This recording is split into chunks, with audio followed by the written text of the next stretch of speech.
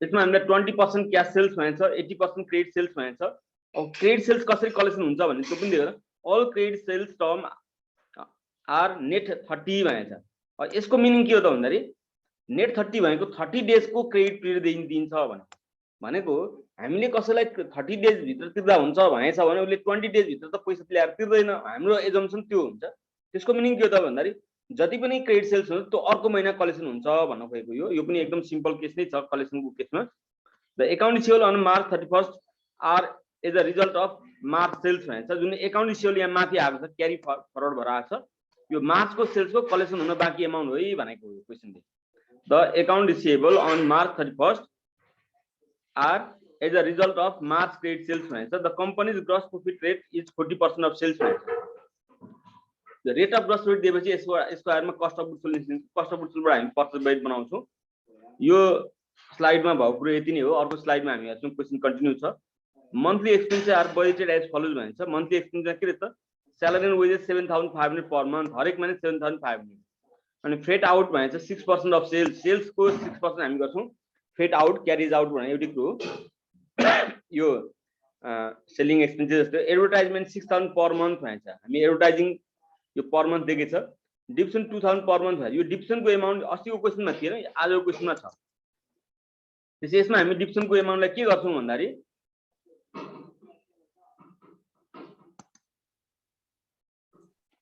Balance शीटमा घटाएर राख्दिने, cash balance शीटमा घटाउँछौं, income स्टेटमेन्टमा पनि expense रूपमा ट्रिट गर्छौं। क्याश बजेटमा राख्दैनौँ। यो चाहिँ एक्सपेन्सेस 4% अफ सेल्स भनेको यो क्याश बजेट र इन्कम स्टेटमेन्टमा जान्छ। At the end of each month, inventory is to be on hand equal to 30% of the following month sales need भयो। सेल्स नीड भनेको कस्ट अफ गुड्स सोल्ड हो। State add cost पनि भनिरहेको छ, नभने पनि सेल्स नीड भनेको cost of goods sold हो। त्यो पर्चेज बजेट बनाउनलाई दिएको इन्फर्मेसन हो। यो पर्चेज बजेट यसको आधारमा हामी बनाउँछौं। त्यसपछि अर्को हामीले के दिएको छ भन्दाखेरि half a month inventory purchase are paid for the month of purchase and half in the following months of purchase। जुन महिना जति पर्चेज हुन्छ त्यसको चाहिँ 50% यही महिनामा, 50% अर्को महिनामा पेमेन्ट हुन्छ अरे। Equipment purchase during the quarter हामीले दिएको छ। अप्रिलमा पनि 11500 को पर्चेज छ, मेमा पनि 8250 को पर्चेज छ। त्यसपछि हामी dividend totalling ₹4000 will be declare and paid in June मा छ। एकदमै ध्यान दिनु पर्ने कुरो के हो, डिभिडेन्ड पेड एकदम म पछाडी क्याश बजेट बनाउँदा र इन्कम स्टेटमेन्ट बनाउँदाखेरि मलाई फेरि पनि बरु सम्झाउने, म फेरि पनि भन्नुला। यो कुरोमा एकदमै ध्यान दिनुपर्छ। ओपनिङ ब्यालेन्स शीटमा दिएको थियो भने ओपनिङ ब्यालेन्स शीटमा प्रोभिजन डिभिडेन्ड पेबल दिएको थियो र यहाँ पेड भनेको थियो भने ओपनिङ ब्यालेन्स शीटबाट हट्छ, क्लोजिङ ब्यालेन्स शीटमा जाएन, क्याश बजेटमा जान्छ। तर यदि एडजस्टमेन्ट मात्रै दिएको छ भने चाहिँ हो क्याश बजेटमा जान्छ, इन्कम स्टेटमेन्टमा जान्छ, ब्यालेन्स शीटमा जाएन। त्यो ट्याक्सको कुरोमा पनि त्यही नै हुन्छ, डिभिडेन्डको कुरोमा पनि त्यही नै हुन्छ। त्यो कुरो क्लियर गर्ने मैले अहिले चाहिँ भने मात्रै, हामी अहिले गरेर पनि हेर्छौं। ल अब अर्को हेर्ने हो भने लास्टको जुन पोइन्ट छ, सेकेन्ड लास्ट छ, के भनेछ त हेर्नु त। The company may maintain a minimum cash balance of 8000। यहाँ मिनिमम क्याश ब्यालेन्स 8000 छ, अलिकति अड फिगरमा दिएको छ, 10000 भनेको छैन। And open line of credit is available. Line of credit भनेको ओभरड्राफ्टको एग्रिमेन्ट भएको छ भनेको जति बेला जति पैसा हामीलाई चाहिन्छ त्यसको त्यो ब्याङ्कले दिन्छ भन्न खोजेको यो। At a local branch of Nepal bank limited all borrowing is done at the beginning of month and all repayments are made at the end of month।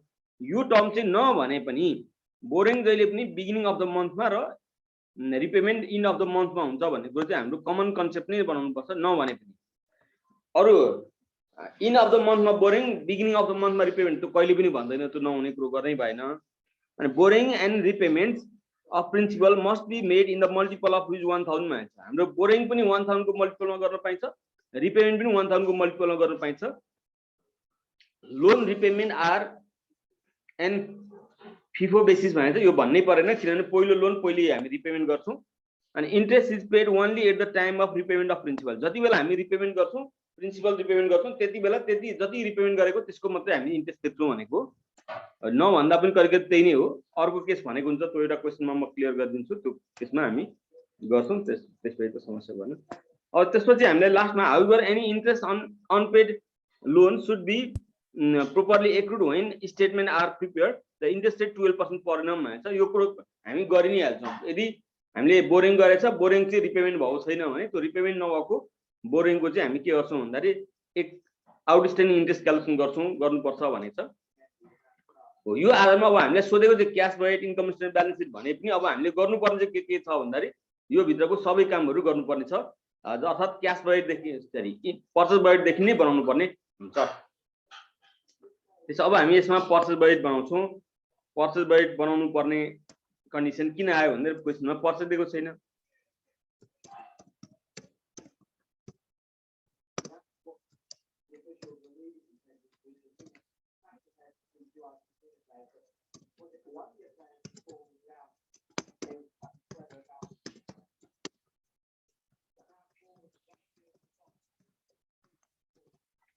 Merchandise purchase budget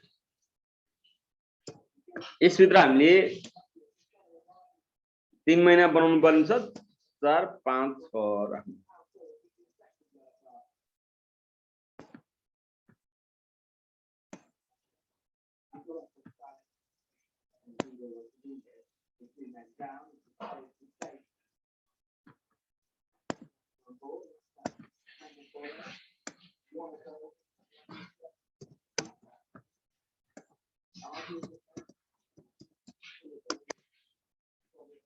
कुन मन्थदेखि बनाउनु पर्ने हो? हामीले बनाउनु पर्ने मार्चको एक्चुअल अरे अप्रिल मे जुन बनाउनु पर्ने। हामीले भनेकै छ यहाँ जुन 30 मा बनाउने अन्तिम हुने गरी भनेको के हो त? क्वार्टरको इन्ड हुने जुन 30 मा क्वार्टर इन्ड हुन्छ भने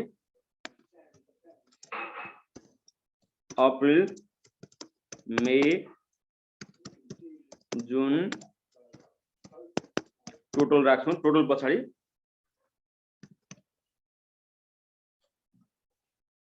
जुलाई पनि राख्छौँ।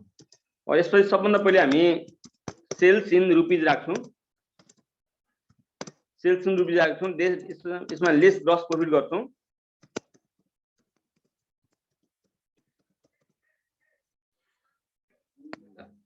सेल्स कति छ त भन्दाखेरि 70, 85, 90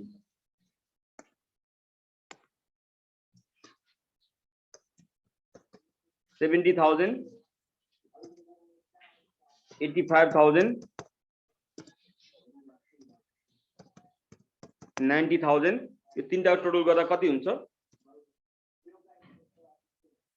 160, 245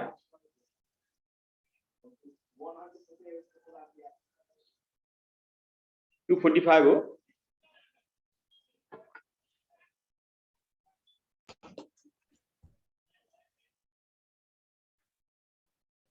हो सर। जुलाईको पनि सेल्स राखिहाल्नु किनभने जुलाईको पनि सेल्स कहिलेकाहीँ युज हुन्छ। 50,000 जुलाईको सेल्स। जुलाईको सेल्स 50,000। इन्भेन्ट्री निकाल्नलाई जुलाईको सेल्स चाहिने हो। अब हामीलाई ग्रस प्रॉफिट हामीले दिएको छ 40% ग्रस प्रॉफिट भनेको छ।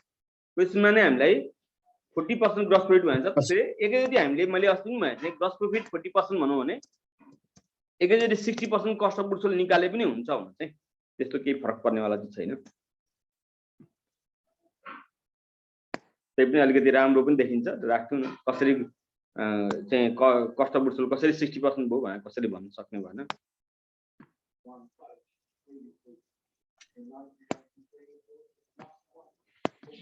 ल त्यसै यहाँनिर के गर्छौँ त भन्दाखेरि यसको 40%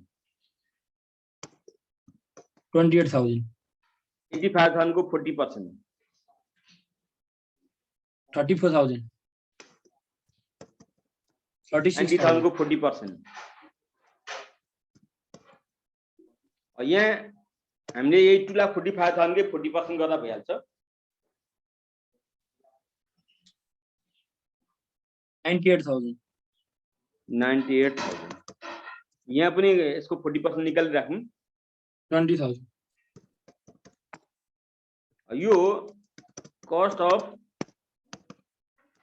गुड्स सोल्ड भनेको यो यसलाई नै हामी के पनि भन्छौँ? Sales needs. सेल्स नीड भनेको पनि यही हो।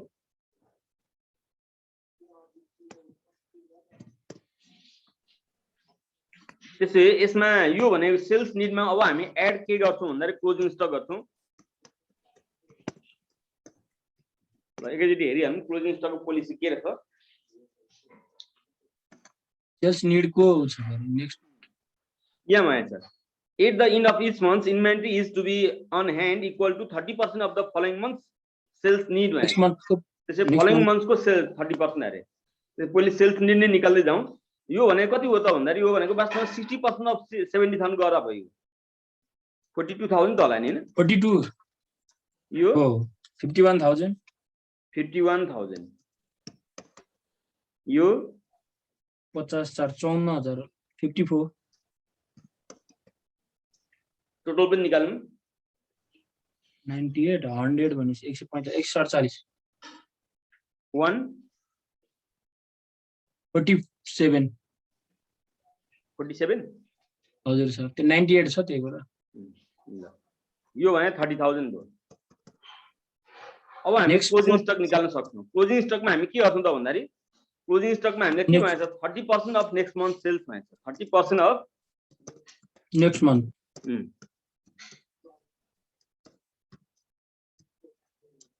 नेक्स्ट मन्थ COGS भन्दा भइगयो कस्ट अफ गुड्स सोल्ड नै हो सेल्स निड भनेको त्यसै यहाँ गर्ने हो भने के गर्नु पर्छ 51,000 को 30% गर्नु पर्यो 15,300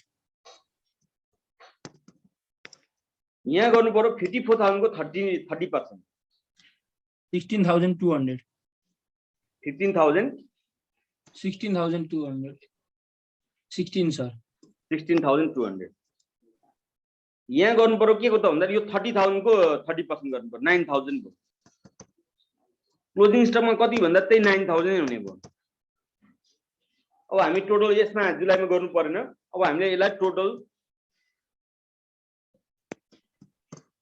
निड आयो टोटल मात्रै भने पनि हुन्छ अब यसमा हामी लेस गर्छौं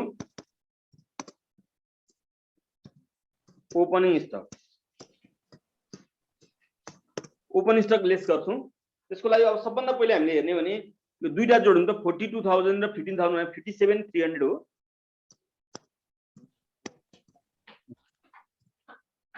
ल यसको ओपनिङमा जाउँला यो पनि जोडिहालौं 51 र 16 भनेको 67,200 67,200 अब यसमा क्लोजिङ स्टक कति भन्दा 15,300 गर्न पाइयो 15,300 गर्न पाइहालियो यो क्लोजिङ यहाँ ओपनिङ बाट आयो यसमा पनि हामी गरौँ 54,000 63,000 हो सर यहाँ 16,200 माइनस गर्नु पर्यो यो पनि हामीले हेर्ने 1,56,000 होला यो दुईटा जोड्ने अब यसमा क्लोजिङ ओपन स्टक कति भन्दा यहाँ ओपन स्टक आकै छैन त्यसैले यो ओपन स्टक चाहियो यो ओपन स्टक कहाँ छ भन्दाखेरि ओपनिङ ब्यालेन्स सिटमा छ क्वेशनमा हेर्नु त क्वेशनमा यहाँनेरि हामीलाई दिएको छ इन्भेन्ट्री भनेको छ नि 12,600 हो त्यो राख्नु पर्यो 12,600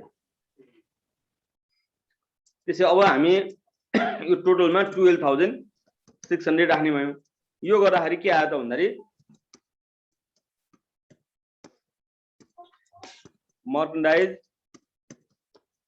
पर्चेज इन रुपीज आयो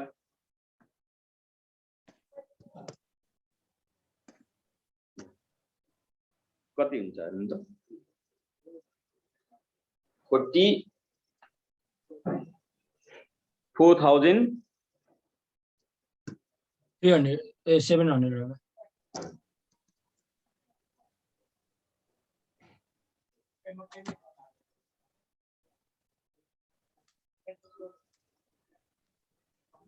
51,900 51,900 यसमा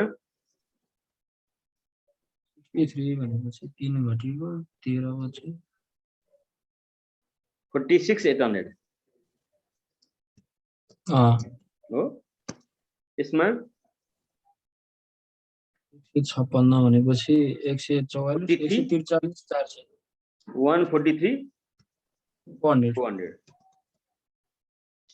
ल यसलाई अब हामीले यहाँ म यसैमा गरिराख्यो भने सजिलो हुन्छ यो पेमेन्ट फर पर्चेज चाहिँ के भएछ त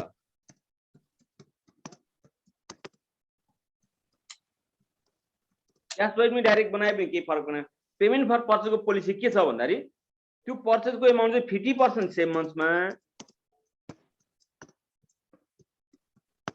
र 50% नेक्स्ट मन्थमा त्यसरी हुन्छ भने छ जस्तो लाग्छ मलाई 50% क्वेशनमा हेर्नुहुन्छ यहाँ के भन्छ ए half the month's inventory purchase are paid in the month of purchase and half in the following months भन्छ आधी यही महिनामा आधी अर्को महिनामा भन्छ त्यसै 44700 जुन छ नि त्यसको आधी चाहिँ यही महिनामा तिरिन्छ 22350 होला बाँकी आधी चाहिँ कहाँ तिरिन्छ भन्दा अर्को महिनामा 22350 त्यसैगरी यो 51900 को पनि आधी यहाँ तिरिन्छ अरे कति हुन्छ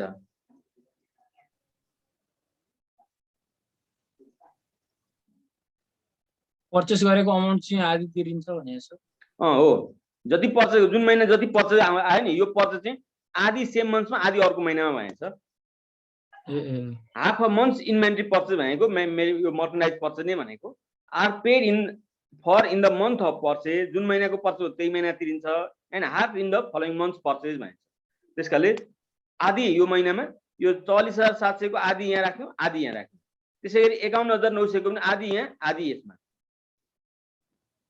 अनि यहाँ हामीले गरेको बेला तात्तातै यिनी छुट्याइदियो भने सजिलो हुन्छ क्याश बजेटमा भनेर मात्रै हो नत्र भने क्याश बजेटमै छुट्याएर देखाउँदा पनि हुन्छ केही फरक परेन यहाँ चाहिँ क्याल्कुलेसन गर्यो भने हामीले क्याश बजेटमा डाइरेक्ट राख्दा भइहाल्छ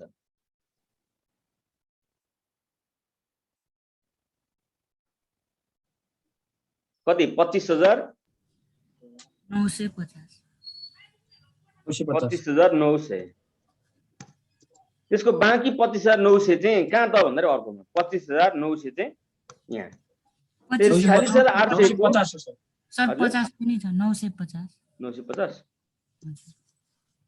50 रुपैयाँ फेरि है त्यो त एकदमै ध्यान दिनुपर्छ फेरि पछाडी मिल्दैन अनि यो 46800 को पनि आधी 23400 होला यहाँ भो बाँकी चाहिँ के हो त भन्दा एकाउन्ट्स पेबल भएर गयो एकाउन्ट्स पेबल भएर गयो कति त भन्दा 23400 यहाँ कहाँबाट आउँछ त यहाँ कहाँबाट आउँछ त भन्दाखेरि हाम्रो ओपनिङ ब्यालेन्स सिटमा एकाउन्ट्स पेबल भनेर दिएको छ एकाउन्ट्स पेबल भनेर दिएको छ नि 18300 हो यहाँ राख्नु पर्यो 18300 यसलाई के गरिदिउँ भने जोडिदियो भने के हो त भन्दा क्याश बजेट टक्क लाग्न पाइन्छ टोटल पेमेन्ट फर पर्चेस कति त भन्दाखेरि 22 हो त्यो भनेको 40650 25 27 त्यही 48 350 58 3 होला सर ए 3 50 3 कि 4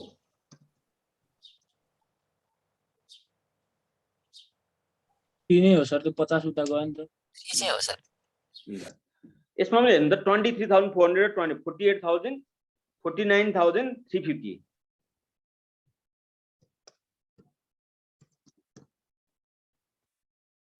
हो कि चेक गरौँ है 25 हो सर अब ध्यान दिने एक दुईवटा कुराहरू यहाँ म भनिहाल्छु अब हामीले यो पर्चेस बजेट चाहिँ किन बनाएको भन्दाखेरि पर्चेस बजेट हामीलाई पर्चेस नभइकन क्याश बजेट बन्दैन त्यसकाले यसबाट यो क्लोजिङ स्टक जान्छ यो इन्कम स्टेटमेन्टमा जान्छ एउटा कुरो त इन्कम स्टेटमेन्टमा यो क्लोजिङ स्टक लानुपर्ने हुन्छ यसको लागि हो अनि इन्कम स्टेटमेन्टमा यो टोटल पर्चेस पनि हामी लानुपर्ने हुन्छ त्यसको लागि हो ओपनिङ स्टक त ओपनिङ ब्यालेन्स सिटमै थियो अनि अरु त हाम्रो के हो यो क्याश बजेटलाई हो यसको चाहिँ यहाँ टोटल गरिरहनु पर्दैन किनभने कुन महिना कति पेमेन्ट हुन्छ भन्ने कुरो यो निकालिसकेपछि अब हामीले क्याश बजेटमा डाइरेक्ट यो लाँदा भयो र यो एकाउन्ट्स पेबल पनि फेरि के जान्छ भने ब्यालेन्सको लाइफ साइडमा जान्छ त्यसकारणले यी कुरोहरू क्याल्कुलेसन गरेर हामी के त पर्चेस बजेट सोधेको छैन क्वेसनमा तर पनि हामीले गर्यौं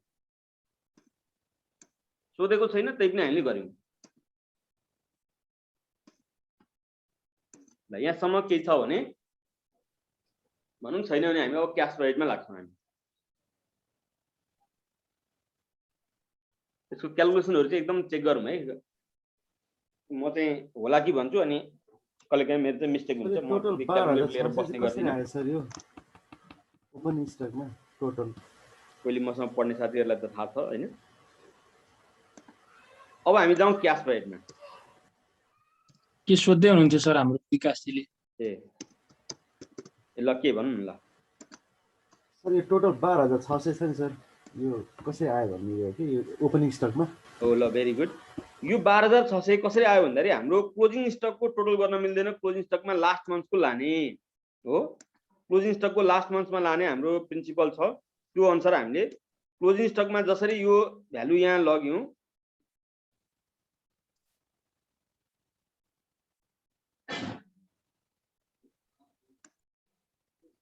क्लोजिङ स्टकमा जसरी यो भ्यालु लग्यौं त्यसैगरी ओपन स्टकमा हामीले लाने भने के हो त फर्स्ट मन्थको यो ओपन स्टकमा लाने भनेको के हो त भन्दा यो लगेको यहाँको ओपन स्टक जुन छ त्यही यहाँ गएको हो। र यो ओपन स्टक चाहिँ कहाँबाट आयो त भन्दा ओपनिङ ब्यालेन्स सिटमा छ हामीलाई। ओपनिङ ब्यालेन्स सिटमा हामीलाई इन्भेन्ट्री भनेको छ, यो भनेको मार्चको इन्भेन्ट्री भनेको हामीले बनाउँदै गरेको अहिलेको यो अप्रिलको लागि ओपनिङ इन्भेन्ट्री हो, त्यसरी आएको। ल अरु केही यहाँ जिगज्याग गर्ला मैले देखाउँछु, देखाइन।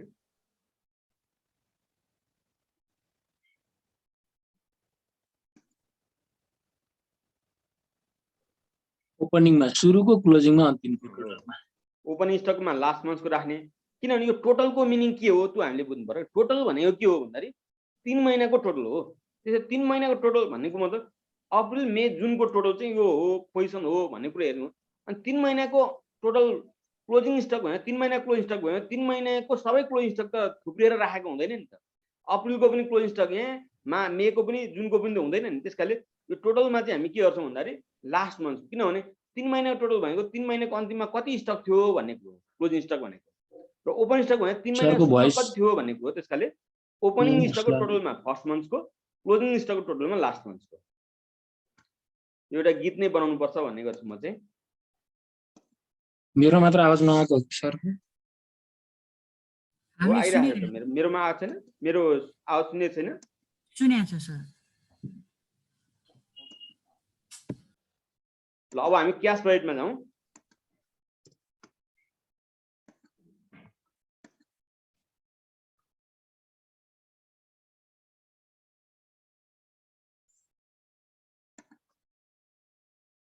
आवाज आएको छैन, सुनिएको छैन र? सुनिरहेको छ सर। ल अब हामी क्याश बजेट बनाउनुतिर जाउँ। क्याश बजेट बनाउँदाखेरि त्यस्तो खासै केही छैन छन् त, त्यही पनि हामीले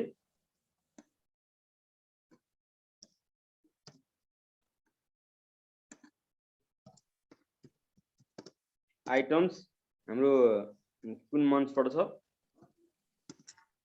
अप्रिल मे जुन। यसलाई टोटल भन्दा पनि हुन्छ। टोटल गर्ने चाहिँ एउटा क्वेसनमा म सिकाउँछु। टोटल चाहिँ खासै त्यत्रो इम्पोर्टेन्ट नहुने भएकोले हामी त्यत्रो हेर्ने गरेको छैन, तर त्यसलाई बरु रिमार्क्स भनिदियो भने रिमार्क्सले चाहिँ हामीलाई के त पछाडिको क्यालकुलेसनलाई सजिलो हुन्छ। अब स्टार्ट गर्छौँ हामीले ओपनिङ क्यास ब्यालेन्सबाट। यो नभएको त कुनै क्वेसन नै हुँदैन।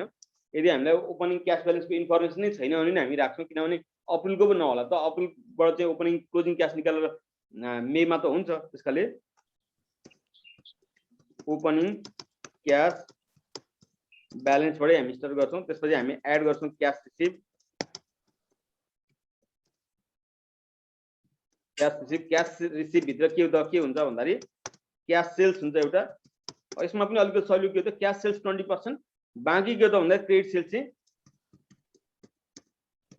कलेक्सन अफ क्रेडिट सेल्स एउटै लाइनमा सकिनेछ। सबै क्रेडिट सेल्स एकैचोटि कलेक्सन हुनेछ। यहाँनिर कुनै पनि मैले क्वेसन सबै पढिसक्दा कुनै पनि आइटमबाट क्यास रिसिभ हुने इन्फर्मेसन कहीँ पनि दिएको देखिएन। त्यसकाले छ जस्तो लागेन, त्यही पनि एकपल्ट हेरौँ। यहाँ एसेट साइडमा ब्यालेन्स सिटमा पनि हुनसक्छ कुनै पैसा चाहिँ अप्रिलमा आउने अथवा अप्रिलमा पे गर्नुपर्ने भने ब्यालेन्स सिटमा पनि भनेको हुनसक्छ, त्यो छैन। एकाउन्ट पेबल अघि नै आइगयो। त्यसपछि हाम्रो यो सेल्सको इन्फर्मेसन भइगयो, सेल्सबाट भइगयो। यो सेल्स कलेक्सन हुने कुरो दिएछ, यही हो हेर्ने। Sales are 20% of for cash and 80% on credit. All credit sales term are net 30 भनेछ। यही नेट 30 भनेको के हो त भन्दाखेरि यो महिनाको जति क्रेडिट सेल्स हुन्छ त्यो अर्को महिना पे हुन्छ भने। यही ठाउँमा all credit term sales term are net 15 days भनेको थियो भने त्यस्तो अवस्था हामीले के बुझ्नु पर्यो, आधी यो महिनामा आधी अर्को महिनामा भनेर बुझ्नु पर्ने हुन्छ। किनभने 15 डेज भन्नुको मिनिङ के हो त भन्दाखेरि 30 डेजमा 15 डेज भनेको आधी भयो। यसको मतलब सायद पहिलो दिन मानौँ महिनाको पहिलो दिन भयो भने अब 15 दिनपछि उठ्छ भन्नुहुन्छ हैन हो भनेपछि एक्ज्याक्टली के हुन्छ 15 दिनसम्म पुग्दाखेरि चाहिँ 1 गते उठ्ने भयो 15 सम्म हो उठ्ने भयो 16 दिनदेखि चाहिँ अर्को महिनाको 1 गते उठ्ने भयो हो यही भनेको 1 गतेको पैसा 16 गते आउँछ 2 गतेको 17 गते आउँछ त्यो गर्दै गरेर 14 गतेको 29 गते आउँछ 15 गतेको 30 गते आउँछ 16 गतेको अर्को महिनाको 1 गते आउँछ त्यो भन्न खोजेको भनेपछि यदि 10 दिन भन्यो भने त्यहाँ यदि 10 भनेर भनेको थियो भए हाम्रो चाहिँ 1/3 मात्रै हो नेक्स्ट मन्थ 1/3 अर्को महिनामा 2/3 चाहिँ यो महिनामा यो महिना त्यसरी बुझ्नुपर्छ यो 30 डेजको क्रेडिट भन्दा भनेको भए 25 दिनको यो महिनामा 5 सबै दिनको सेल्स अर्को अर्कै महिनामा कलेक्सन हुने भयो यो महिनाभरि सेल्स भएको किनभने 1 गते किने पनि 30 दिनको टाइम दिएको छ भने अर्को महिना पेमेन्ट हुन्छ सदृश्य हुन्छ अनि यो एकाउन्ट सेल जुन छ यो एकाउन्ट सेल चाहिँ मार्चको सेल्स हो है भनेर भनिरहेको छ त्यसकारण त्यो प्रब्लम भएन यसको काम हामीले गरिहाल्यौँ अनि अरू क्यास रिसिभ हुने इन्फर्मेसन यहाँ कहीँ पनि दिएको जस्तो मलाई लागेन त्यसकारण म त्यहाँ गइनँ त्यसै अब हामी यो सेल्सको फिगरलाई ल्याएर राख्यौँ भने सजिलो हुन्छ होला सेल्स कति पो थियो यो सेल्स कति थियो भन्दाखेरि 70,000 थियो यहाँ 85,000 थियो यो लेख्नु पर्ने चाहिँ होइन तर यहाँ पटक पटक किन उता हेर्ने भनेर मात्रै हो यो 90,000 थियो जस्तो लाग्छ हो कि होइन हेर्मै हो 70 85 90 ल अब हामीले के गर्नुपर्छ क्यास सेल्स भने कति अरे 20% भयो क्रेडिट सेल्स 80% भयो 80% क्रेडिट सेल्स सबै एकैचोटि कलेक्सन हुन्छ भने छ 30 दिन पछाडि भनेको अर्को महिनामा भनेको यहाँ हामी के हो त ओपनिङ क्यास ब्यालेन्स हामी राख्छौँ यहाँ ओपनिङ क्यास ब्यालेन्स ओपनिङ ब्यालेन्समा दिएको छ ओपनिङ ब्यालेन्समा ओपनिङ क्यास ब्यालेन्स कति छ 9,000 छ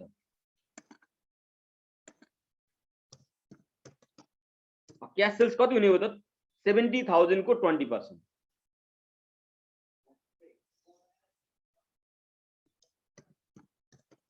14,000 हो यो अहिले हामी निकाल्दैनौँ यसमा हामी जाउँ यसमा पनि 85,000 को 20% यो पनि अहिले हामीले निकालेको छैन यसमा पनि अर्कोमा जाउँ 90,000 को 20%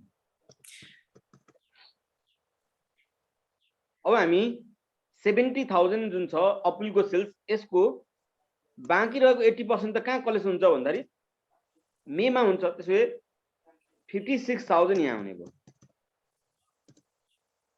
त्यसै गरी 85,000 को 80% को एमाउन्ट कति हुन्छ यो यहाँ आउने भयो जुनमा आउने भयो 63 हो 63 कि 73 कति हुन्छ हेर्नु त 85,000 को 80% 68,000 हो 68 अब हेर्ने यो 90,000 को बाँकी रहेको जुन सपोज एकाउन्ट रिसिभेबल भएर गयो यसको 80% 90,000 को 80% भने 72,000 होला अहिले हामीले ब्यालेन्स सिटमा राख्छौँ यहाँ कहाँ जान्छ त भन्दाखेरि मार्चको एकाउन्ट रिसिभेबल भनेर दिइरहेको छ ओपनिङ ब्यालेन्स सिटमा त्यही राख्नु पर्यो एकाउन्ट रिसिभेबल भने चाहिँ मार्चको सेल्सको हो है भने चाहिँ यहाँ तल पनि भनेको छ the account receivable on March 31 are as a result of March credit sales भनेको छ मार्चको क्रेडिट सेल्सबाट आएको 48,000 अरे त्यो एमाउन्ट चाहिँ यहाँ आउँछ किनभने मार्चको कलेक्सन हुन बाँकी 48,000 अप्रिलमा आउने भयो ल क्यास एभाइलेबलमा आउने कुरो यही नै हो क्यास रिसिभमा आउने कुरो यति नै हो यसलाई हामी जोड्छौँ टोटल क्यास एभाइलेबल आउँछ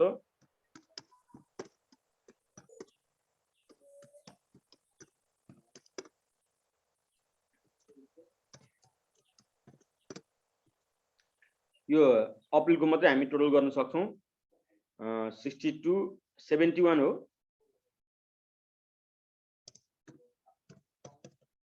मे र जुनको अहिले हामी गर्न सक्दैनौँ अब हामी जाउँ क्यास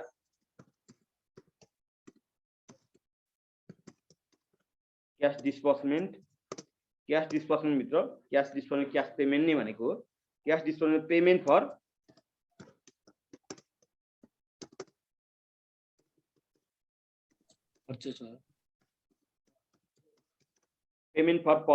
पेमेन्ट फर पर्चेसको लागि अघि हामीले बनाएको सेड्युलबाट यो लिँदा भइगयो 40,650 48,300 र 49,350 48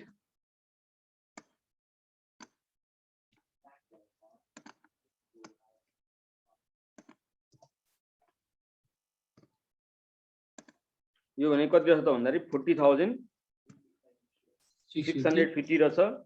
यो कति रहेछ भन्दाखेरि यो भनेको 48,300 रहेछ। यो कति रहेछ भन्दाखेरि 49,350 रहेछ। यो हामीले राख्यौं।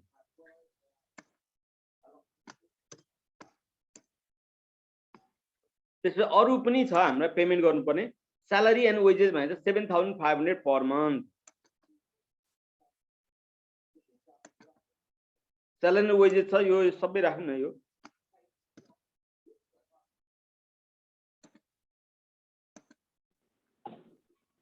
सर त्यो अघिल्लो लास्ट 3वटा क्लासको भिडियोजहरु च्यानलमा हाल्नु भएको छ हजुरले? ए हालेको छैन कि हाल्नु पर्ने म त्यही हाल्छु। त मैले भेटिनँ सर। मैले लास्ट 3वटा क्लासहरु के लगेको थिएन, त्यही भएर यो पनि गरेर ल हुन्छ। केमा हाल्दियौ? हजुरको च्यानलमा हाल्नु न, म त्यहीबाट हेर्छु। हुन्छ ल। हस्। ल हेर्नु यहाँनेरि भएको डिप्रिसिएसन मैले हटाएँ है। डिप्रिसिएसन क्याश बजेटमा आउँदैन, त्यसकारण डिप्रिसिएसन हटाएँ। त्यो दिन बाहेक अब मैले यहाँ राख्ने भएँ। यो भनेको 7,500 हरेक महिनामा। त्यसपछि यो भनेको सेल्सको 6% अफ 70,000। यो भनेको पर मन्थ 6,000 भनेकै छ। यो भनेको कति भन्दा 4% अफ 70,000। 70,000 को 4% 2,800।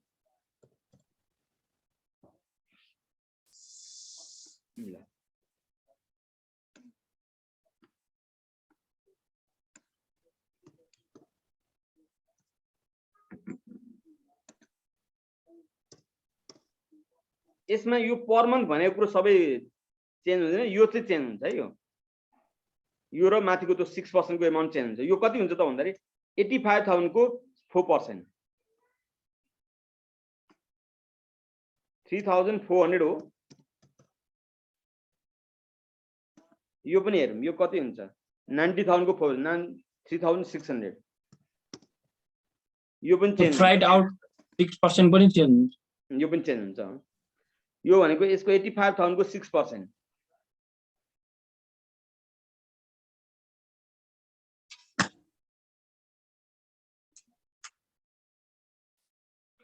और जो पर मन्थ भनेकोले मैले सिधै कपी गरेर 5,100 कति 5,100। यसमा पनि यो पनि चेन्ज हुन्छ। 90,000 को 6%, 5,400 हो।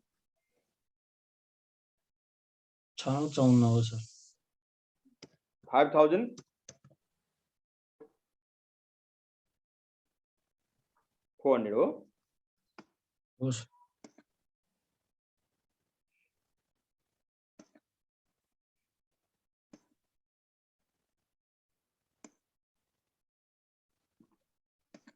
ल अब हाम्रो करिब यो आइटमहरु हामीले उताबाट राखिसक्यौं। अब यसैगरी हामी अरु पनि यसमा पर्ने आइटमहरु के छन् त्यो हामी हेर्छौं। यो हेर्यौं, यो भइगयो।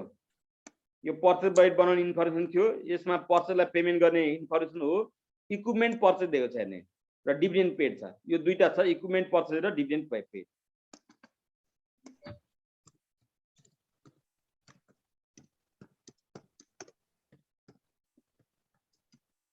इक्विपमेन्ट पर्चेज र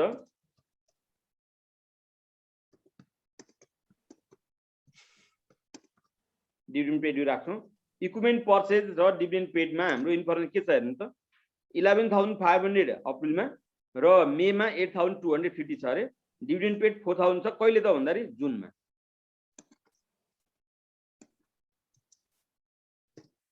$11,500 यहाँ छैन। यहाँ मेमा छ 8,250 छ। यो छैन। यहाँ मे इक्विपमेन्ट पर्चेज छैन। यहाँ छ 4,000 छ जुनमा डिभिडेन्ड पेड। ल यहाँसँग राखेको कुरोमा केही कन्फ्युज छ भने भनौं, नत्र भने अब हामी यसको काम गरिसक्यौं। अब तलको फाइनान्सिङको कुरो मात्रै छ। अब त्यो भनेको हाम्रो सरप्लस अफ डेफिसिटले नै डिटरमाइन गर्छ। यहाँसम्ममा कुनै कुरोमा कन्फ्युज छ भने भन्नु पर्यो। मैले पेमेन्ट फर पर्चेज उताबाट पर्चेज बजेटमै यो क्याल्कुलेसन गरेकोले त्यसबाटै ल्याएँ। होइन भने त यसलाई यो जुन यहाँ देखाएको छ नि, यो 50% सेम मन्थ 50% नेक्स्ट मन्थ, त्यो यहाँ देखाइदिए पनि हुन्छ। त्यही बनाएको छ भने यहाँ देखाइरहनु परेन, डाइरेक्ट वर्किङ नोट भनेर चाहिँ इन्डिकेट गरिदिने, त्यसो गर्दा भइहाल्छ। 8250 चाहिँ हो सर। 8250 टाइप गरेर हेरौँ है, त्यस्तो कुरो चाहिँ कहिलेकाहीँ मेरो मिस्टेक हुन्छ। अब हाम्रो टोटल पेमेन्ट गर्छौँ हामी, टोटल पेमेन्ट अथवा टोटल डिस्बर्समेन्ट। अब यो चाहिँ टोटल पेमेन्ट चाहिँ 3 महिना निकाल्न सकिन्छ। ल अप्रिलको पनि निकाल्नु, मेको पनि, जुनको पनि डिटरमाइन गरौँ त। ल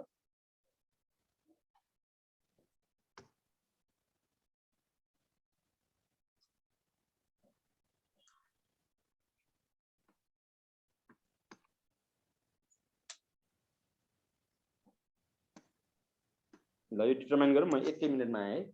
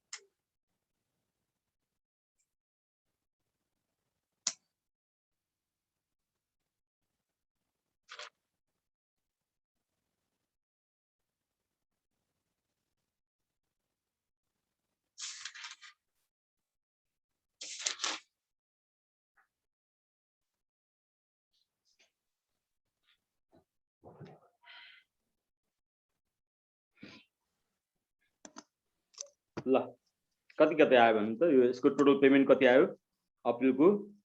72,650 कति? 72,650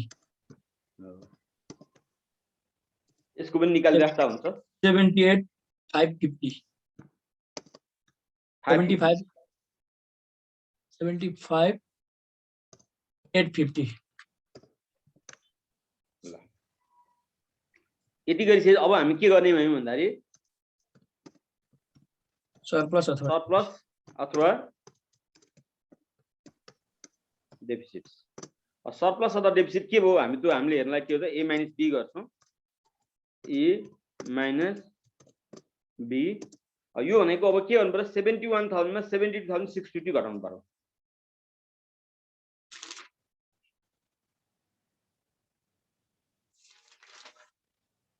यो अप्रिलको मात्रै सरप्लस र डेफिसिट क्याल्कुलेट गर्न सक्छौँ।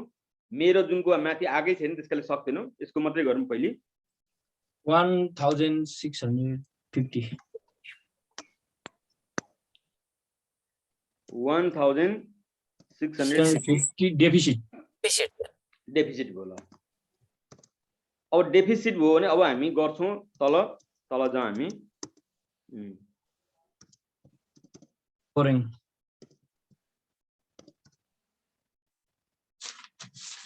यसलाई हामी फाइनेन्सिङ, सर्ट टर्म फाइनेन्सिङ भन्ने टर्महरू पनि कतिपय केसमा युज गरिरहेको पाइन्छ, देखिन्छ।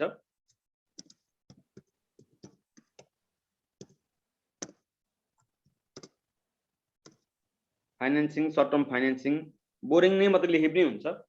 अब यो बोरिङ हुन्छ, त्यसपछि कुनै महिना त रिपेमेन्ट पनि हुनसक्छ।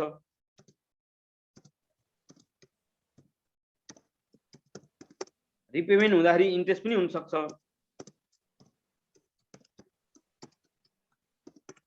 त्यसपछि हामी के गर्छौँ त भन्दाखेरि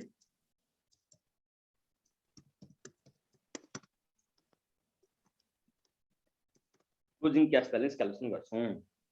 अब हामीले हेर्नुपर्ने कुरो के हो त, यहाँ बोरिङ गर्नुपर्छ कि पर्दैन त्यो हेर्नु पर्यो। सबभन्दा पहिले हामीले के भन्छ भन्दाखेरि आउँदो अप्रिलमा हामीलाई 1650 पैसा नपुग हुने रहेछ। यसको लागि हामीले नेपाल ब्याङ्कसँग एग्रिमेन्ट गरेर नेपाल ब्याङ्कले हामीलाई चाहिएको पैसा दिन्छु भनिरहेको छ। त्यसो भए हामीलाई अझै फेरि 8000 मिनिमम क्यास ब्यालेन्स पनि राख्नुपर्छ अरे। त्यसै त्यो महिनामा 1650 पुगिरहेको छैन, 8000 मिनिमम क्यास ब्यालेन्स पनि राख्नुपर्छ भने मिनिमम क्यास ब्यालेन्स यो जोड दिने। कति भयो त 9650 भयो नि हैन। 9650 भयो भने हामीले 1000 को मल्टिपलमा बोरिङ गर्न पाइन्छ भनिन्छ। त्यसकाले 10000 बोरिङ गर्दा भयो। 10000 आगो बुझ्यो कि बुझिएन। बोरिङको केसमा रिपेमेन्ट र इन्ट्रेस्ट हुँदैन। बोरिङ जुन महिनामा हुन्छ रिपेमेन्ट र इन्ट्रेस्ट हुँदैन। त्यसो अब हाम्रो क्लोजिङ क्यास ब्यालेन्स कसरी निकाल्दा 10000 मा 1650 घटाउने। 8350 हो सर। यो बुझ्यो कि बुझेन? 10000 आगो बुझ्यो कि बुझेन? यो ध्यान यो बुझ्नु पर्यो है सबभन्दा पहिले। मजाले सर। ल त्यसै 8350 यहाँ राख्नु। अब हाम्रो टोटल क्यास एभाइलेबल आइसक्यो। अरु त सबै रेडिमेड छ।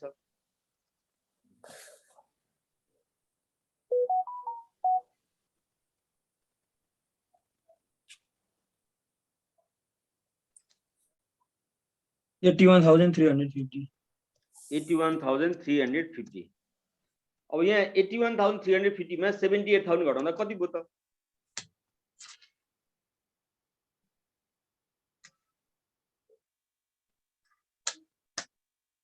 2,800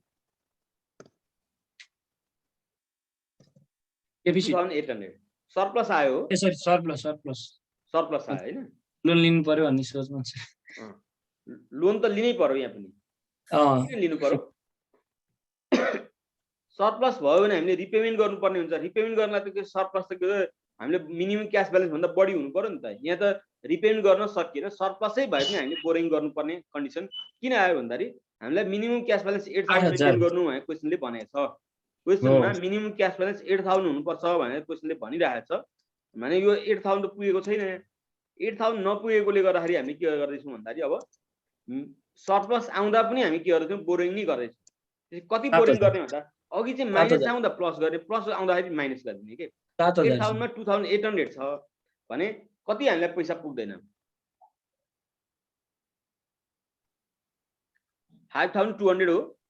सरी 5200 पुग्दैन, 6000 हामीले बोरिङ 5200 पुग्दैन। 5200 बैंकले दिँदैन। त्यसैले 1000 को मल्टिपल भनेको 6000 हामीले बोरिङ गर्नु पर्यो। यहाँ पनि रिपेमेन्ट पनि भएन, इन्ट्रेस्ट पनि भएन। त्यसै यहाँनेरि क्लोजिङ क्यास ब्यालेन्स कति भयो त भन्दाखेरि यो सरप्लस र यो जोड दिने। यो माइनस हुँदाखेरि घटाएर निकाल्थ्यौँ, यहाँ चाहिँ जोड दिने। 6000 हामीले बोरिङ गरेर ल्यायौँ, 2800 हामीसँग थियो, 8800 भयो।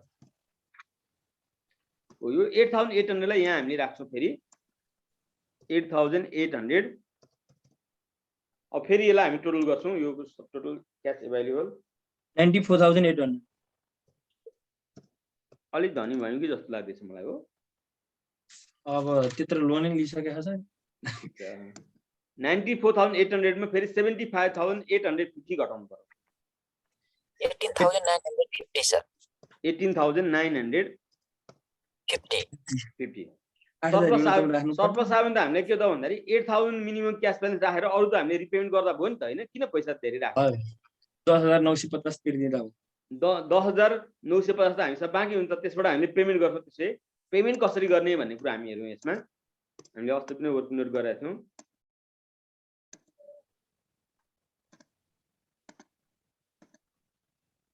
हामी अहिले केमा कुन महिनामा छौँ भन्दाखेरि जुनमा छौँ। जुनमा हामीलाई सरप्लस कति आयो त भन्दाखेरि सरप्लस आयो छ 18,950 आयो छ। त्यो मध्ये हामीले के गरौँ भन्दाखेरि लेस गरौँ। हामी मिनिमम क्यास ब्यालेन्स लुकाउनु छ।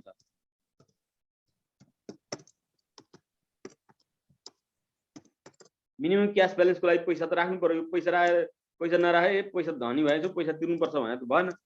त्यसै अब हामीसँग सरप्लस कति भयो त भनेर अझै 10,950 एक्सिस फर रिपेमेन्ट। रिपेमेन्टको लागि बचेको सरप्लस भनेको अथवा एक्सिस भनेको कति भन्दा 10,950 हो। 10,950 मध्ये अब हामीले कति रिपेमेन्ट गर्ने त? इफ रिपेड 1000 को मल्टिपल 10,000 ट्राई गरौँ।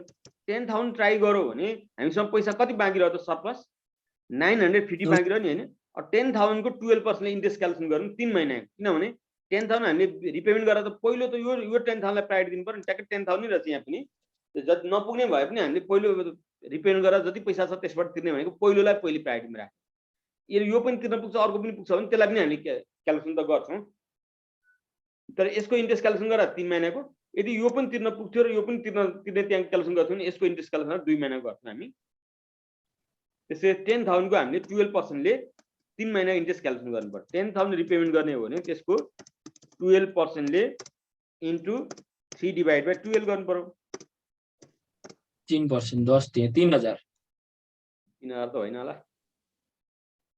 300 चाहिँ हो सर 300 चाहिँ 300 अब 950 ले 300 तिर्न पुग्छ त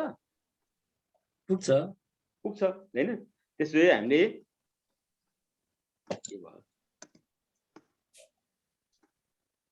त्यसैले हामीले के गर्ने रहेछौं भन्दाखेरि रिपेमेन्टमा हामी कति राख्छौं भन्दाखेरि यो रिपेमेन्टलाई माइनस गरिदिए राम्रो किनभने पैसा गएको हो र इन्ट्रेस्टको एमाउन्ट 300 त्यसैले क्लोजिङ क्याश ब्यालेन्स अब 18,950 मा यो दुईटा घटाउँदा 8,000 मिनिमम बस्छ कति हुन्छ 8,550 हो सर 5 होइन 5 6 सर 6 6 चाहिँ हो 650 ल हेर्नु है सबैभन्दा हामीले चाहिँ हामीलाई आएको क्वेशनमा हामीले बिगार्ने भने क्याश बजेटमै हो है अहिले मैले यहाँ गर्दैको कुरो चाहिँ के हो त हामीले बुझे जस्तो लाग्छ तर हामीले आफूले गर्दा चाहिँ के हो त बिग्रिने ठाउँ कहाँ हुन सक्छ त्यो एकदमै ध्यान दिनुपर्छ यी यस्ता कुरा चान्चुने कुराहरू छुट्न सक्छन् यहाँ एमाउन्ट लेख्दा यहाँ लेख्नुपर्ने अर्कोमा लेख्दा त्यो हुन सक्छ त्यस्तो हुन सक्छ यो पर्चेजको पेमेन्टमा मिस्टेक हुन सक्छ यो क्यास कलेक्सन फ्रम सेल्सलाई कहिलेकाहीँ मिस्टेक हुन सक्छ यहाँ त अस्ति गरेकोमा पनि आजकोमा पनि सिम्पल नै केस छ क्यास कलेक्सन पनि सिम्पल नै छ तर हुन सक्ने मिस्टेक भने चाहिँ ती कुरोहरू एकदमै केयर गर्नुपर्छ अनि यो तलको बोरिङ कुकुरहरुमा पनि कहिलेकाहीँ कन्फ्युज हुन सक्छ हामीले आफूले गरेर पनि हेर्नु कि मैले गर्ने यही क्वेशनलाई के हो त आफूले मैले गर्देको नहेरिकन चाहिँ गरेर ट्राई पनि गर्ने त्यो गर्दाखेरि के हो त धेरै कन्फिडेन्स बढ्छ अहिले मैले गर्दिन त के त सबै कुरो बुझे जस्तै लाग्छ तर त्यही क्वेशन आफूले गर्न थाल्यो भने कतिवटा कन्फ्युजन आउँदो रहेछ त्यो कुरो पनि हामीले बुझ्नु पर्यो आएन भने त राम्रो वर्किङ नोटको देखाइदिनु वर्किङ नोट हाम्रो सरप्लस आएको थियो 18,950 हामीले राख्नुपर्ने मिनिमम क्याश ब्यालेन्स 8,000 हो त्यो गरेर अझै हाम्रो रिपेमेन्टको लागि हामीसँग पैसा बाँकी रहेको भने 10,950 त्यसमा हामीले रिपेमेन्ट 10,000 गर्यौं भने प्रिन्सिपल रिपेमेन्ट 10,000 गर्यौं भने हामीसँग 950 बच्छ 10,000 रिपेमेन्ट गर्यो भने 10,000 को इन्ट्रेस्ट क्याल्कुलेसन गर्छौं 10,000 को इन्ट्रेस्ट क्याल्कुलेसन गरेर के त 10,000 को 12% ले 3 महिनाको इन्ट्रेस्ट क्याल्कुलेसन गरेर 300 आयो ओ यहाँ अझै बोरिङ ड्यू पनि बाँकी छ बोरिङ ड्यू पनि क्याल्कुलेसन गरिहालौं बोरिङ ड्यू हाम्रो 6,000 बाँकी रह्यो किनभने दोस्रो महिना लिएको बोरिङ हामीले रिपेमेन्ट गरेको थिएन यसको पनि इन्ट्रेस्ट क्याल्कुलेसन गर्नुपर्छ यो इन्ट्रेस्ट ड्यू हुन्छ बोरिङ ड्यू आइसकेपछि यसको पनि इन्ट्रेस्ट ड्यू पनि क्याल्कुलेसन गरौँ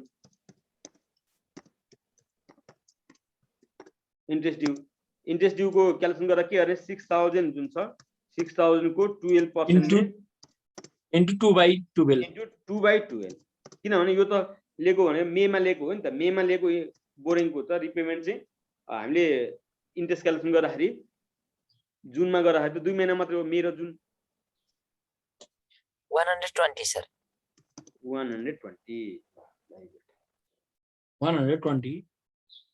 होइन 1200 नै होला हुँदैन 1200 त ए 120 एउटा जिरो जहिले बढी हुन्छ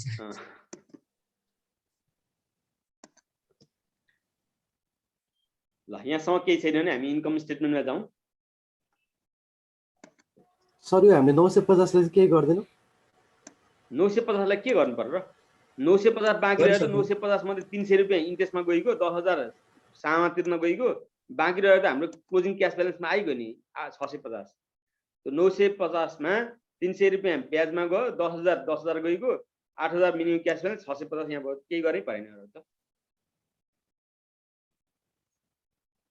अब यसको यो इन्ट्रेस्ट 120 रुपैयाँ चाहिँ हामीले इन्कम स्टेटमेन्ट र ब्यालेन्स सिटमा लान्छौं यो 300 चाहिँ यहाँ क्याश बजेटमा राख्यौं इन्कम स्टेटमेन्ट लान्छौं ब्यालेन्स सिटमा लाँदैन यो 300 चाहिँ क्लोजिङ क्यासले नै त्यसले कभर गर्छ भन्ने हो। हो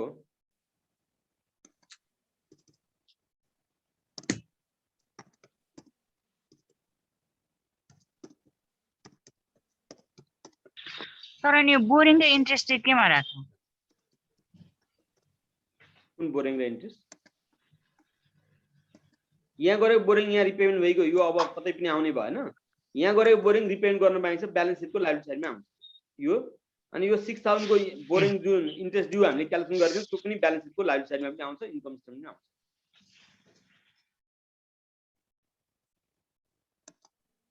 ल अब प्रोजेक्टेड इन्कम स्टेटमेन्ट बनाऊ। इन्कम स्टेटमेन्ट बनाउनलाई हामीलाई त्यस्तो धेरै गाह्रो हुँदैन यो नन म्यानुफ्याक्चरिङ केसमा।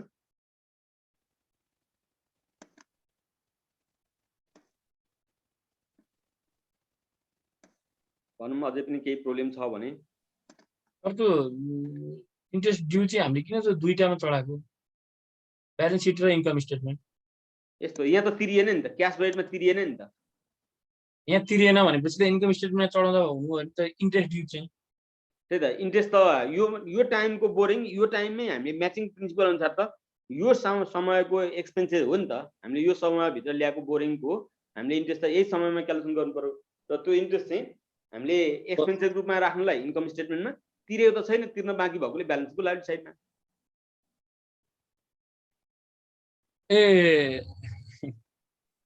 ए दुईटा रोल खेल्यो।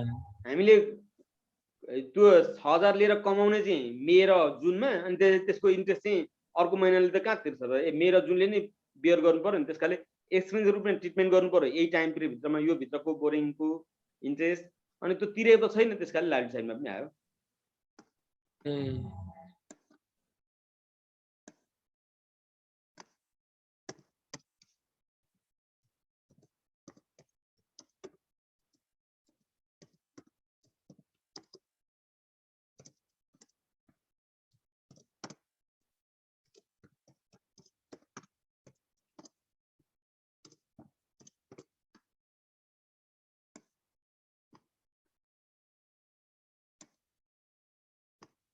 सबभन्दा पहिले अब हामी सेल्स राख्छौँ। सेल्स अघि हामी जोडेर 3टा महिना जोडेर राखेको छ जस्तो लाग्छ 2,45,000 होइन र?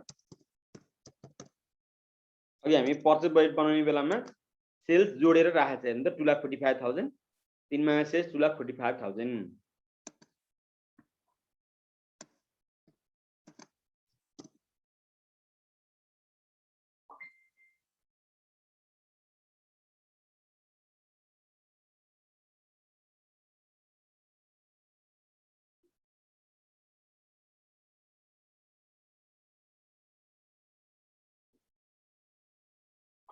ल अब हामी सेल्समा अब लेस गर्छौँ हामी के त भन्दाखेरि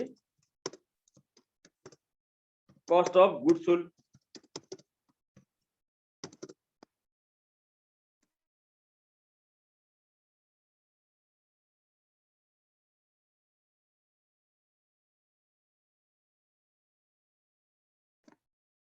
कस्ट अफ गुड्स सोल्ड भित्र हामी के गर्छौँ त भन्दाखेरि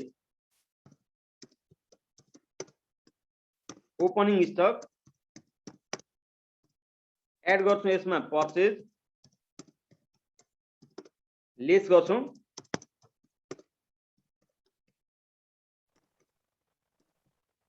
क्लोजिङ स्टक। यो के राख्ने भन्ने कुरो मैले अघि पर्चेज बजेट बनाउँदै रातो लागेको छ हेर्नु त। ओपन स्टकमा यो 12,400 हो जुन ओपन स्टकमै दिएछ। यो हामीले क्याल्कुलेसन गरेर आएको यो क्लोजिङ स्टक हो। पर्चेजको एमाउन्ट 143,400 1,43,400 पर्चेज हो। क्लोजिङ स्टक 9,000 12,600 ओपन स्टक रहेछ। यहाँ हामी के गर्ने भयो त भन्दाखेरि ओपन स्टकको ठाउँमा 12,600 यो ओपनिङ ब्यालेन्स शीटमा दिएको छ। पर्चेजको ठाउँमा 1,40,000 क्लोजिङ स्टकमा कति त भन्दाखेरि 9,000। ल आइगयो कस्ट अफ गुड्स सोल्ड आइगयो। हेर्ने म सहिलो कुरो पनि भनिदिन्छु तर गर्न चाहिँ पाइँदैन त्यसकाले।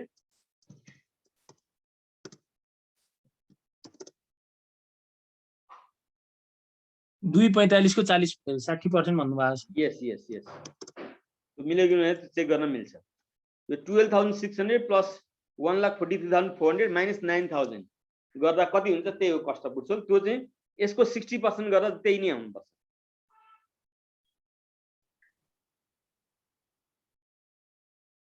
43 43 12 1,47,000 हैन 1,47,000 हजुर हैन यो अघि हामीले पर्चेस बजेट क्याल्कुलेसन गरेर आइसकेको छ 1,47,000 हेर्नु ती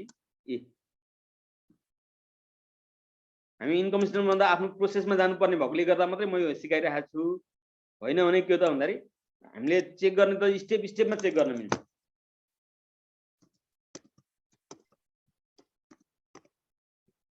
ग्रस मार्जिनमा बिताउँ ग्रस मार्जिन भने कति हो त भन्दाखेरि 245 माइनस 147 यो पनि यहाँ छ अब पर्चेस बजेटमा ग्रस मार्जिन भने चाहिँ जुन टोटल छ नि टोटलमा हेर्नु त 98,000 आउनुपर्छ हो कि होइन 245 मा 147 घटाउँदा 98,000 आउनुपर्छ 400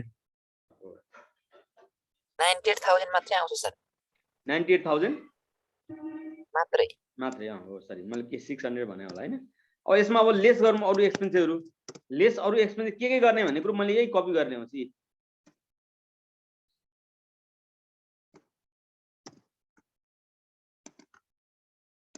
यी कुरो जुन अहिले क्याश बजेटमा पनि राखेको थियो एउटा डिभिजन क्याश बजेटमा राखेको थिएन अहिले हामी त्यो डिभिजन पनि राख्छौं ल हेर्नु है त अरु थप्ने कुरो गर्नुलाई 7,500 into 3 22,500 यो भनेको सेल्स को एकैचोटी 2,45,000 को 6% एकैचोटी क्याल्कुलेसन गर्दा पनि हुन्छ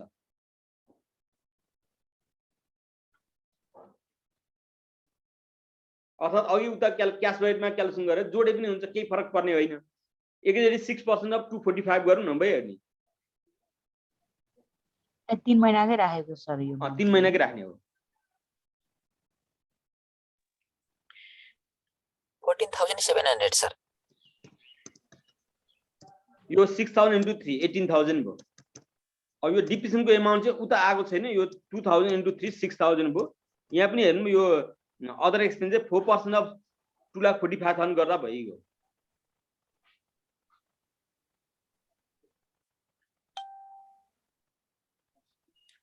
9,800 सर 9,800 ल यो भयो अब त्यसपछि हामीले इन्ट्रेस्टको क्याल्कुलेसन पनि गरौँ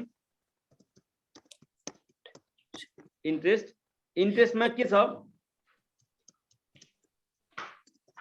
पेड प्लस ड्यू छ नि हैन हो सर पेड कति छ त भन्दा 300 छ ड्यू कति छ त भन्दा 120 छ अब यो हेर्ने 300 चाहिँ अहिले क्याश बजेटमा पेमेन्टमा देखाइसकेको छ त्यसकाले अब ब्यालेन्स सिटमा आइन तर यो 120 त अहिले क्याश बजेटमा देखाएको छैन नि त्यसकाले यहाँ पनि जान्छ अब ब्यालेन्स सिटमा पनि जान्छ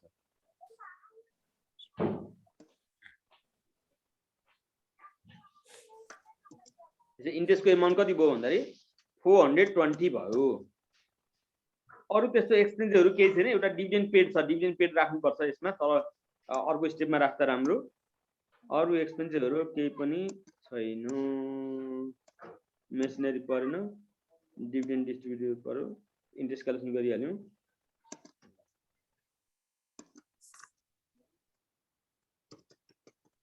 ल एक्सपेन्सेस टोटल गर्नु त यो सबै एक्सपेन्सेस जोडौं 71,420 सर 71,420 ल यति गरिसकेपछि अब के हो त नेट इन्कम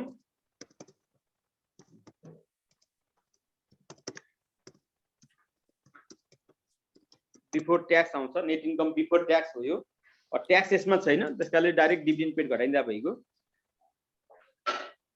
26,580 सर 26,580 यसमा अब ट्याक्स छैन लेस एकैचोटी हामी के गरौँ भन्दाखेरि डिभिडेन्ड सर डिभिडेन्ड पेड छ डिभिडेन्ड पेड चाहिँ मैले फेरि यसमा भने है डिभिडेन्ड पेड हामीलाई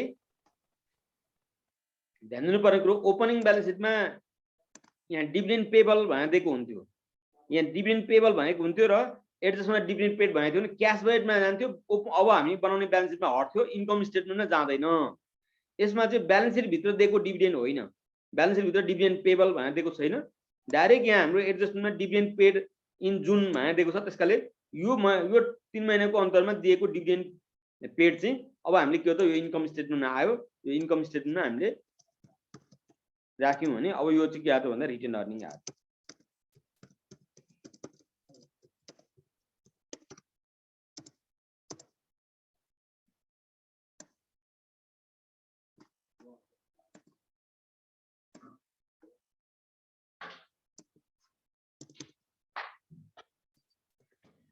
22,580 हेर्दैन सर नि यो एकचोटि डिभिडेन्ड डिभिडेन्ड पेको पेको केसमा भन्नु न।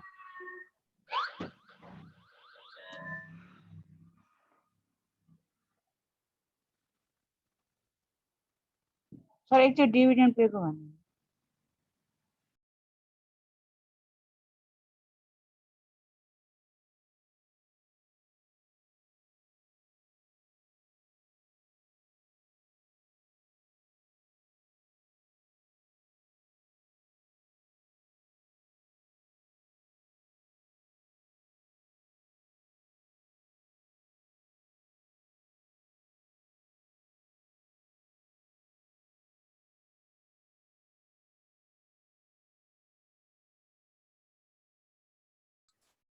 सबैको आवाज आइरहेछ?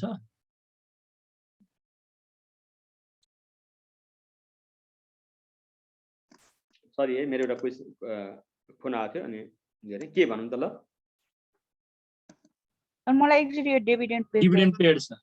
हो ठीक छ यो डिभिडेन्ड पेड चाहिँ यहाँ हामीले हेर्नु पर्ने इन्कम स्टेटमेन्टले किन आयो भने एडजस्टमेन्टमा दिएको छ एडजस्टमेन्ट दिएर डिभिडेन्ड पेड त्यहाँ आउने होइन ओपनिङ ब्यालेन्स सिटमा डिभिडेन्ड पेबल भनेको छ र यहाँ एडजस्टमेन्ट डिभिडेन्ड पेड आयो भने चाहिँ क्यास बजेटमा डिभिडेन्ड पेड भनेर आउँछ यहाँ त्यति बेला पनि क्यास बजेटमा चाहिँ डिभिडेन्ड पेड आउँछ अनि हामी अब बनाउने ब्यालेन्स सिटमा आउँदैन त्यो हट्छ तर इन्कम स्टेटमेन्ट त्यति बेला आउँदैन किन आउँदैन भन्दाखेरि पहिले नै लेखिसकेको डिभिडेन्ड पेड एक्सपेन्सेस अहिले पेमेन्ट गरेकोले गर्दाखेरि यहाँ अहिले एक्सपेन्सेस लेख्न मिलेन तर अहिले चाहिँ हामीले के दिएको छ भन्दा ओपनिङ ब्यालेन्स सिटमा डिभिडेन्ड पेबल भनेर कहीँ पनि छैन यहाँ ओपनिङ ब्यालेन्स सिटमा भनेको अघिल्लो महिनाको होइन रहेछ अघिल्लो वर्षको होइन रहेछ यो वर्षमा नै क्रिएट भएको जेनेरेट भएको डिभिडेन्ड चाहिँ जुन छ यो चाहिँ पेड भनेको छ यहाँ हामी त dividend totalling ₹4,000 will be declare and paid in जुनमा छ त्यसकाले अहिले जेनेरेट भएकोले गर्दा यो टाइम पिरियडको एक्सपेन्सेस हो हामीलाई लाग्न सक्छ यो बिचमा कहाँ डिभिडेन्ड पेड हुन्छ भन्ने लाग्छ यो इस्टिमेट गरेको न हो हामीले त बजेट बनाएको हो यो टाइम पिरियडमा कमाएको प्रफिट मध्येबाट यदि डिभिडेन्ड पेड गरियो भने के सिचुएसन हुँदो रहेछ भन्न खोजेको मात्रै हो यो त बजेट भने त बजेट नै हो त्यसकाले यो टाइम पिरियडमा इस्टिमेट गरेको डिभिडेन्ड पेड भनेको छ भने इन्कम स्टेटमेन्टमा अब र क्यास बजेटमा अघि राखिसकेको इन्कम स्टेटमेन्ट जान्छ अन्त जाँदैन यदि हामीलाई यो कुरो चाहिँ डिभिडेन्ड पेड भनेको छ र यो चाहिँ यहाँ डिक्लेयर भएको होइन पहिले नै डिक्लेयर भएको हो भने यहाँ देखिएको हुन्छ ओपनिङ ब्यालेन्स सिटमा डिभिडेन्ड पेबल भनेर देखिएको हुन्छ जसरी एकाउन्ट्स पेबल भनेको चाहिँ डिभिडेन्ड पेबल अथवा प्रोभिजन फर डिभिडेन्ड भनेर दिएको हुन्छ अनि त्यो डिभिडेन्ड चाहिँ यहाँ पेड भनेको छ भने त्यस्तो अवस्थामा क्यास बजेटमा जान्छ ब्यालेन्स सिटबाट हट्छ माइनस हुन्छ त्यो गरिसकेपछि के त भन्दाखेरि इन्कम स्टेटमेन्टमा त्यति बेला चाहिँ आउँदैन त्यो कुरो हेर्नु पर्छ डिभिडेन्ड पेडको केसमा चाहिँ एकदमै केयर गर्नुपर्ने कुरो त्यो हो त्यसकाले अब हामी ब्यालेन्स सिट बनाउँछौँ यहाँसम्म केही छ अझै पनि डिस्कस गर्नुपर्ने गरौँ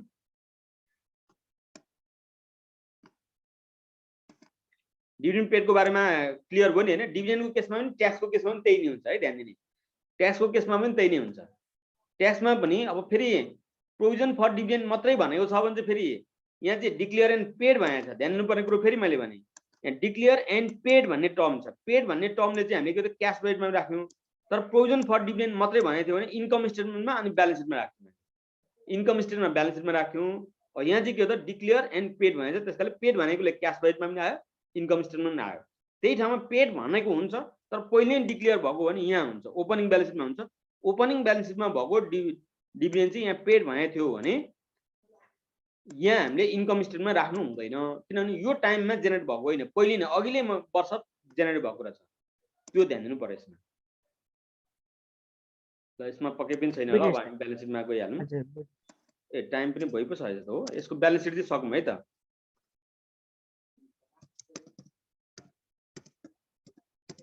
तर अब चाहिँ हाम्रो ब्यालेन्स सिटमा यो डिभिडेन्ड जाँदैन हो यदि तल किनभने दुई ठाउँ गइसक्यो नि त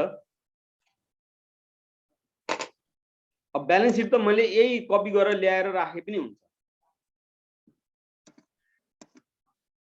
प्रोजेक्टेड ब्यालेन्स सिट भनेर चाहिँ मैले यही राखे पनि हुन्छ यो मैले हटाइदिएँ यस्तै फर्मुला बनाए पनि केही फरक पर्दैन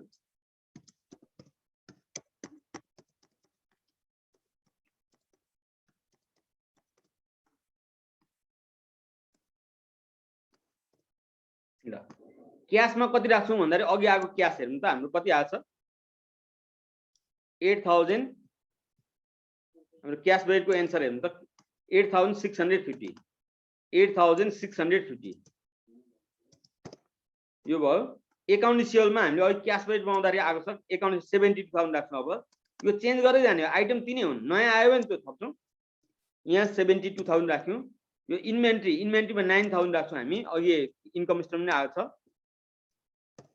त्यसपछि प्लान्ट इक्विपमेन्टमा हामी के गर्छौँ भन्दा प्लान्ट एन्ड इक्विपमेन्टमा चाहिँ हामी के गर्छौँ भन्दाखेरि 2 लाख सुरुदेखि नै छ प्लस फेरि अर्को 11,250 को पर्चेज गरेछ फेरि 11,500 होला है के छ 11,500 8,250 रहेछ 11,500 को नयाँ थपेको छ र अर्को 8,250 को पनि थपेको छ माइनस डिप्रेसनको एमाउन्ट 6,000 घटाएको छ यसरी एकैचोटि गर्दा हुन्छ केही फरक पर्दैन हो हेर्ने 2 लाख को ओपनिङ ब्यालेन्स सिटमै थियो 11,500 को अप्रिलमा पर्चेज गरेछ मेमा 8,250 को पर्चेज गरेछ अनि हामीले के त भन्दा 6,000 यो 3 महिनाको बिचमा डिप्रेसन पनि कटाएको छ त्यो घटाएर यहाँ एमाउन्ट निकाल्नु पर्यो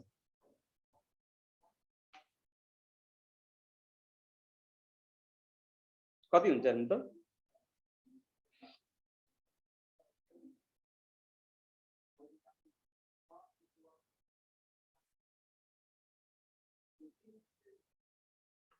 2,11,000 2,19,750 मा 2,13,000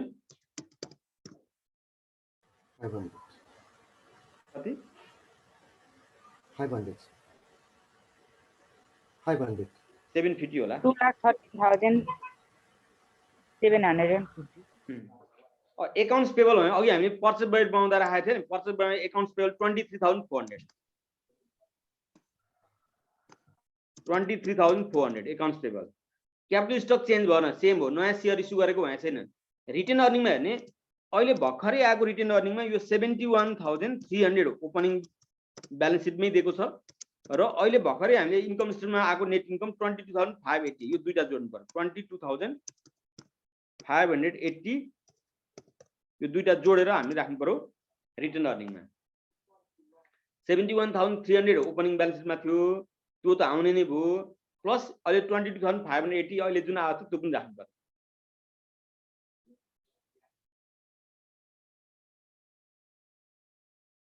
कति हुन्छ नि त 93,880 93,880 तर अब यसको हामी के मार्जिनिङ गर्छौँ गर्नु बोरिङ ड्यू तलमाथि जे गर्दैन हुन्छ यसमा के फरक पर्दैन पर्दैन बोरिङ ड्यू अनि अर्को इन्ट्रेस्ट ड्यू बोरिङ ड्यू र इन्ट्रेस्ट ड्यू यो दुईटै ब्यालेन्सको लागि छैन बोरिङ ड्यू 6,000 बाँकी छ इन्ट्रेस्ट ड्यू कति छ भन्दाखेरि 120 बाँकी छ अब मलाई लाग्छ करिब सबै सकियो जस्तो लाग्छ किनभने ब्यालेन्स सिटको आइटम हामी जस्ता तसले थपेको त्यही दुईटा मात्रै होला त्यही पनि हेरौँला मिलेन भने फेरि चेक गरौँला अहिले चाहिँ हाम्रो हेर्नु त कति हुन्छ यो टोटल गर्नु त अब एसेट साइड र लाइफ साइडको टोटल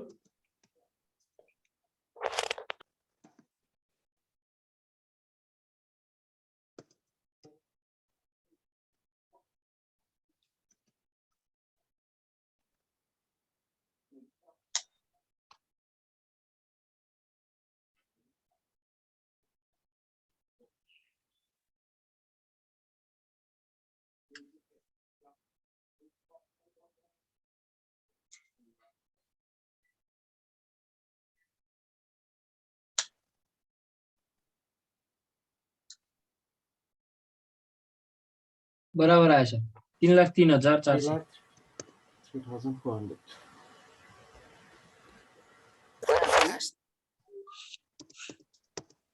नआएर हुन्छ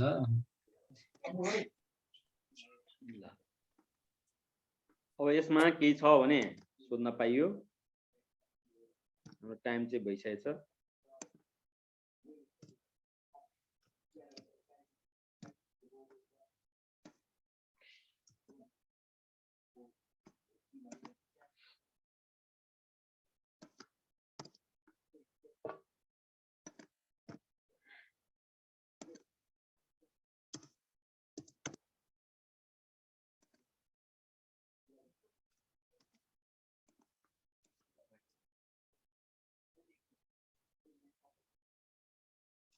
ल यहाँसम्म केही छैन भने आज चाहिँ यति नै गरौँ हाम्रो टाइम पनि 8:15 भइसकेछ